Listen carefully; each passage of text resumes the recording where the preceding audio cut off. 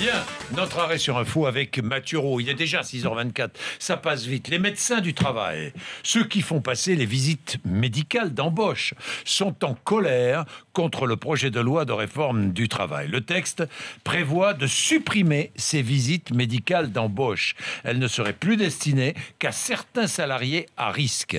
Mathureau, ce ne sera donc plus aux médecins de dire si vous êtes apte ou inapte à travailler. Oui, fini la demi-heure de visite médicale où l'on vérifie votre acuité visuelle, auditive, votre poids, votre taille, votre état de santé général. Elle sera remplacée par une simple visite de prévention et d'information. Le médecin n'aura plus à mettre un coup de tampon, apte ou inapte, sur votre contrat de travail. Et puis après, le salarié sera suivi moins souvent par le médecin du travail au cours de sa carrière dans l'entreprise. Les visites de contrôle seront espacées de 5 à 6 ans contre 2 aujourd'hui. Oui, seuls les salariés à risque bénéficieront d'une surveillance médicale renforcée. Lesquels ? Alors jusqu'ici, cette surveillance renforcée était valable pour les femmes enceintes, les travailleurs mineurs, les handicapés ou encore les salariés exposés à l'amiante, aux radiations. Eh bien, avec le projet de loi travail, cette surveillance s'appliquera uniquement aux salariés, je cite, affectés à des postes qui présentent des risques sérieux pour leur santé, mais aussi pour celle de tiers. Autrement dit, les métiers où vous avez la responsabilité d'un public, comme pilote de ligne, Évidemment. chauffeur de bus, de métro. Dans ce cas-là, le médecin du travail devra vous faire passer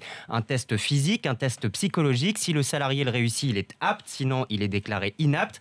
Un dispositif jugé monstrueux par les médecins du travail. Pourquoi ? Parce qu'ils devront poser un diagnostic selon des tableaux statistiques, selon des variables bénéfices-risques et non plus selon leur propre évaluation médicale. Et les syndicats de médecins du travail sont en colère, tous les syndicats.